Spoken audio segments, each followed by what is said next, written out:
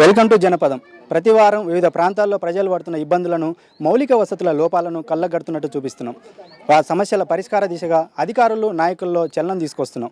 సమస్యల పరిష్కారానికి డిమాండ్ చేస్తున్నాం.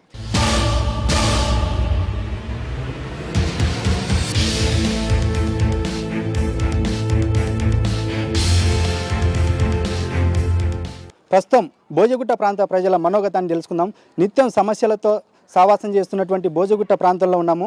మెహదీపట్నం డివిజన్ నాంపల్లి నియోజకవర్గ ప్రజలు ప్రస్తుతం ఇక్కడ భోజగుట్ట ప్రాంతంలో ఉన్నాం. ఇక్కడ దాదాపు సమస్యలు, ఇళ్ల పట్టాల సమస్య ఒకటి ఉంది, అదేవిధంగా వాటర్ ప్రాబ్లం, డ్రైనేజ్ ప్రాబ్లం, చెత్త ప్రాబ్లం, ఇలా సమస్యలు చెప్పుకుంటూ పోతే చాలా సమస్యలు ఇక్కడ ప్రజలు ఇబ్బంది పడుతున్నారు. వీళ్ళని అడిగి తెలుసుకున్నాం. అమ్మ చెప్పండి, ఇక్కడ ప్రధానంగా ఏ సమస్యలు ఉన్నాయి?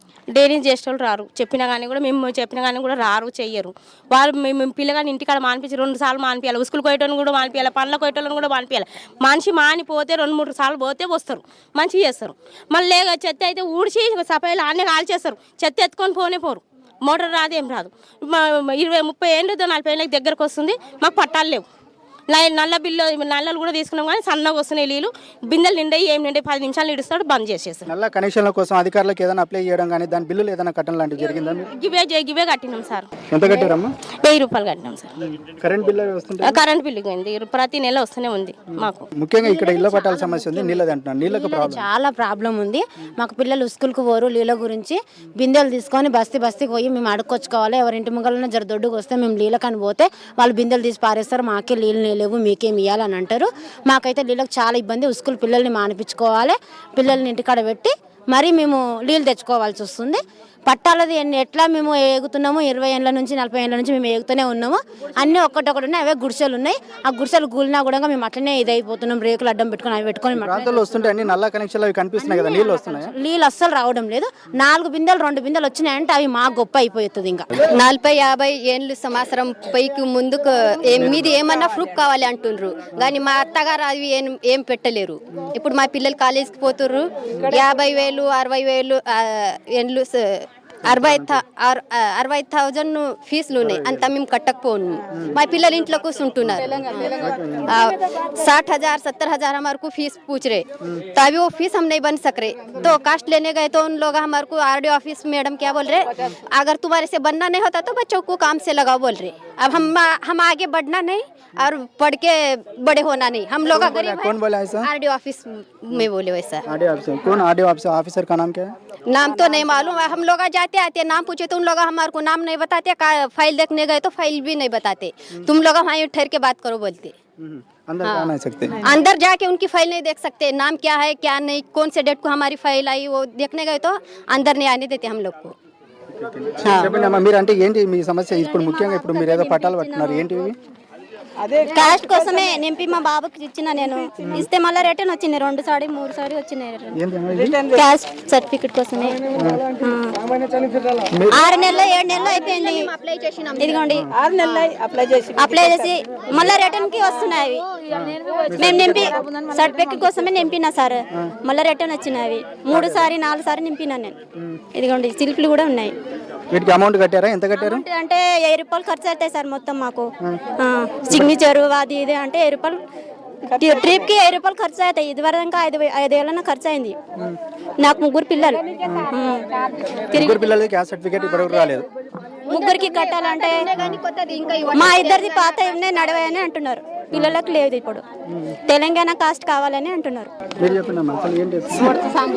రోడ్ నడవనికి వస్తలేదు సార్ నాకు. అట్లా రోడ్డు ప్రాబ్లం, నీళ్ళు ప్రాబ్లం. నీళ్ళు తేవాలంటే కిందికి వెళ్ళి నాకు ఇది అయితే లేదు. మీరు ఈ వయసులో మీరే కిందకి పోయి నీళ్ళు తెచ్చుకుంటారు? తేవాలి, ఎంత కష్టం.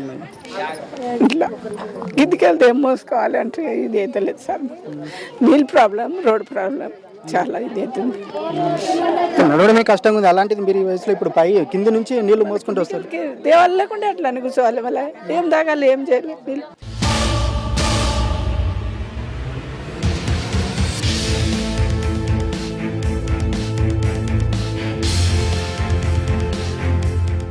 చాలా దుర్భరమైన జీవితం బతుకున్నారు, సమస్యలతో సహవాసం చేస్తున్నారు. కొంతమంది స్థానిక లీడర్లు ఉన్నారు. సార్, ఇక్కడ ఇంత దారుణమైన పరిస్థితి, అంటే నీళ్ళ కోసం ఒక మహిళ ఏడుస్తున్న పరిస్థితి కనిపిస్తుంది. కనీసం తాగునీళ్ళైన వసతి కోసం ఇక్కడ ఏర్పాట్ల గురించి అధికారులను ఏదైనా అడగడం జరిగిందా? స్థానిక లీడర్ ఉండి మీరు ఎవరైనా అధికారులను నాయకులను ప్రశ్నించడం లాంటివి జరిగిందా? స్థానిక చెప్పాము, ట్యాంకర్ ఉన్నది కింద, ఆల్రెడీ రిజర్వాయర్ పక్కనే ఉన్నది. వాటర్ ప్రతి ఇంటి కనెక్షన్లు తీసుకోవడం వల్ల ఈ కనెక్షన్స్ ఎక్కువ అయిపోయినాయి. ఇక్కడ ఆ ప్రెషర్ అనేది పైకి రావడం లేదు. వాళ్ళు మోటార్ పెట్టి ఇక్కడనే నవోదయ కాలనీలో హెడ్ ఆఫీసర్ శ్రీనివాస్ గారు ఉంటారు. ఆయనకి ఎన్నిసార్లు చెప్పినా కానీ ఆయన పట్టించుకోలేదు. మేము స్థానిక ఇక్కడ ఉన్న కౌన్సిలర్ ఉన్నాడు, ఆయన అసలైనా పట్టించుకోడు. ఆయన అసలు ఇన్ని రోజులు కౌన్సిలర్ ఉన్నాడు, ఎలక్షన్లు అయిపోయినాయి, ఆయన రానేలేదు. ఆయన 5 సంవత్సరాల నుండి ఏం చేయలేడు. ఇక్కడ మేమని వచ్చి డెనిస్ లైన్, పైప్ లైన్ వేపిస్తున్నాం. ఇప్పుడు ప్రతి ఇంటికి కనెక్షన్లు ఇప్పించడం జరిగింది.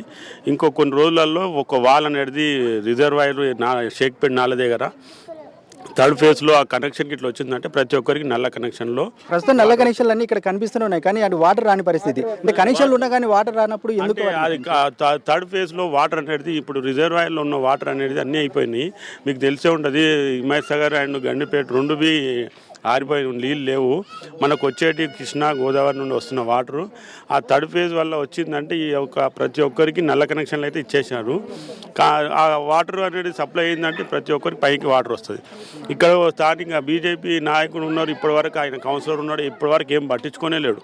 అసలు పైన వచ్చి చూశారు కానీ మీరు పరిస్థితి వాళ్ళు ఒక ఏడవడం వల్ల అంటే కౌన్సిలర్ ఉండి ఏం చేసి ఇన్ని రోజులు మాకు అదే ఆశ్చర్యం అనిపిస్తుంది. ప్రస్తుతం మీరు ఒక అధికార పార్టీకి సంబంధించినటువంటి ఒక లీడర్గా ఇక్కడ ఉన్నారు, స్థానికంగా ఉన్నటువంటి. అంటే అధికారులకు ఎవరైనా విన్నవించడం జరిగిందా ఈ సమస్యలు? మేము ప్రతిరోజు మేము లాస్ట్ వీక్ పోయి శ్రీనివాస్ గారు చెప్పి ట్యాంకర్ కింద ట్యాంకర్ పైకి రాలేదు కదా, ట్యాంకర్కు ఒక సైకిల్ బి రాలేదు పరిస్థితి ఉన్నది గల్లీలలో. చెప్పండి, ఇక్కడ మీరు లోకల్గా ఉంటారు కదా, ఇంకా ఏ సమస్యలు ఉన్నాయి? అసలు ఇంత మహిళలు ఇంత ఇబ్బంది పడుతున్నారు కదా. మా దగ్గర అనే సమస్యలు చాలా ఉన్నాయి, ప్రాబ్లమ్స్ సార్. రోడ్ లేదు, నీళ్ళు లేదు, వాటర్ వస్తలేదు సార్. మన డ్రైనేజ్ లైన్ లేదు, డ్రైనేజ్ లైన్ 4 దినకు నిండిపోతుంది. చిన్న లైన్ ఉన్నది, 6 ఇంచ్ పైప్ ఉన్నది, 6 ఇంచ్ నడవదు సార్. ఇది 4 దినకు నిండిపోతుంది. ఒక దినం వస్తుంది, జర సాఫ్ చేస్తారు, మళ్ళీ రేపు నిండిపోతుంది మళ్ళీ. అట్లా అయితే సార్ మా ఇల్లు ప్రాబ్లం ఉన్నాయి సార్. పట్టా కావాలి మాకు ఎట్లా కానీ. పట్టాల గురించి అధికారుల దగ్గరికి వెళ్ళడం జరిగిందా? ఇప్పుడు మీరు పట్టాలు ఉన్నాయని అంటున్నారు, ఇంటికి వాటర్ బిల్ కడుతున్నారు, పవర్ బిల్ కడుతున్నారు, అలాంటప్పుడు పట్టాలు కావాలని పోతే మేము ఆయన చెప్తారు ల్యాండ్ ఇది ప్రాపర్టీ ఏరియా ఉన్నది అంటారు సార్. అంటే ప్రైవేట్ ప్రాపర్టీ ఉన్నది అంటారు, చెప్తాం. మొత్తం ఎంతమంది ఉన్నారు ఇక్కడ? ఇల్లు మొత్తం ఎంతమంది? 800 ఉన్నాయి సార్. 800. ఇంత మురికి నీరు ఇంత వస్తుంటుంది, ఇంత డ్రైనేజ్ ప్రాబ్లం ఉంది. అసలు పిల్లలు ఇక్కడ చూస్తున్నాం మనం, ఇంత వీళ్ళు ఆడుకునే విధానం, ఇదంతా కొండ ప్రాంతం, అంతా గుట్టలు ఇవన్నీ ఉన్నాయి. వీళ్ళకి ఎంతవరకు మేము వచ్చిన కొత్తలో ఇంకా చాలా ఉండే సార్. ఇంకా మేము అన్ని మంచిగా చేసుకుంటూ వచ్చినాము. ఎవరి ఇళ్ళ కాడ నీ ఇంటికాడ నువ్వు మంచి చేసుకొని, నీ ఇంటికాడ నేను మంచి చేసుకొని కొంచెం మంచిగా ఉంది. అంతకుముందు అయితే ఇట్లా ఎక్కడు ఇట్లా దిగుడు, మా పిల్లలు రక్తాలు కానీ మస్తు పడ్డరు. ఇప్పుడు పెద్దోళ్ళు అయిపోయారు మా పిల్లలు, కానీ చిన్నగా మస్తు కింద పడి రోడ్లు చెక్కకపోయి దాఖనకు గవర్నమెంట్ దాఖనాలలో చూపించుకున్నాం. దోమలు గడిచి జ్వరాలు వచ్చి కొంచెము ఇంకా తిరగంగా ఇప్పుడు ఆ మోర్ ఒకటి అయ్యింది, కానీ నిండు చాలా అయిపోయింది. ఎందుకంటే ఎక్కువ మంది అయిపోయారు, జనాలు ఎక్కువ అయిపోవట్లో, నీళ్ళు ఎక్కువ పోవట్లో, మట్టి పోయి అది పోయి కలెక్షన్ సరిగా లేక ఇది అయిపోతుంది. ఒకటి నల్లలు చూడడానికనే ఉన్నాయి, ఆ నల్లలు నీళ్ళు మాత్రం రావు. మీరు ఇక్కడ అంటే మీరే అంత స్వచ్ఛందంగా ఇక్కడ ఉన్నటువంటి పరిస్థితులను చక్కదిద్దుకుంటారు, అయినా ఇంకా చాలా సమస్యలు ఉన్నాయి. అసలు ఇంకా మీరు ఎన్నేళ్ళ నుంచి ఉన్నారు, ఎటువంటి పరిస్థితులు? మేము 20 ఏళ్ళ ఉంటున్నాం సార్. 20 ఏళ్ళ ఉంటున్నాం. పోలియో వచ్చింది మా బాబుకు. ఆయన కూడా పోతే పింఛన్ అడిగితే పింఛన్ కూడా ఇస్తలేరు. లోన్ ఇస్తాము అవి ఇస్తాము అని అంటారు, ఇంతవరకు ఆ లోన్ కూడా ఇస్తలేరు. ఉన్నాడమ్మా పోలియో బాబు? ఇక్కడే ఉన్నాడు బాబా, అతను చూపించండి ఒకసారి. ఆయన ఉన్నాడు. పింఛన్ గురించి అధికారుల దగ్గరికి వెళ్ళడం జరిగింది? జరిగింది. తిరంగా వస్తుంది. ఇప్పుడు వస్తుంది, కానీ 1 లోనే అడిగినాం. మన చేతులు లేవు, కాళ్ళు లేవు, కొంచెం నడవాలని ఇబ్బంది. వానికి కొంచెం కూర్చుని ఏదో పొండబా ఇది పెట్టిదా అని అనుకుంటున్నాం. లోన్ అప్లై పెడితే ఇప్పుడు కాదమ్మా ఇంకా తర్వాత రా మెల్లరా అని అంటున్నారు. పట్టించుకుంటలేరు అసలు. ఇంకా చాలా మంది ఉన్నారు ఇక్కడ. చెప్పండి అమ్మా, మీకు ఈ పిల్లలు వీళ్ళకు ఇక్కడ ఉన్నటువంటి పరిస్థితి వల్ల వీళ్ళకి జ్వరాలు రావడం ఇటువంటివి జరుగుతుంటుంది. అసలు దీనికి సంబంధించి ఏంటి, అసలు ఎటువంటి ఇబ్బందులు పడుతున్నారు? ఇదే ఇబ్బంది పడుతుంది సార్. ఏది లేకనే వల్ల లేకనే ఇబ్బంది పడుతుంది. నీళ్ళకి దోమలు కానీ ఇదే ఇబ్బంది పడుతున్నాం. మా జనాలకి అంతా మొత్తం ఇదే ఇబ్బంది నడుస్తుంది మొత్తం.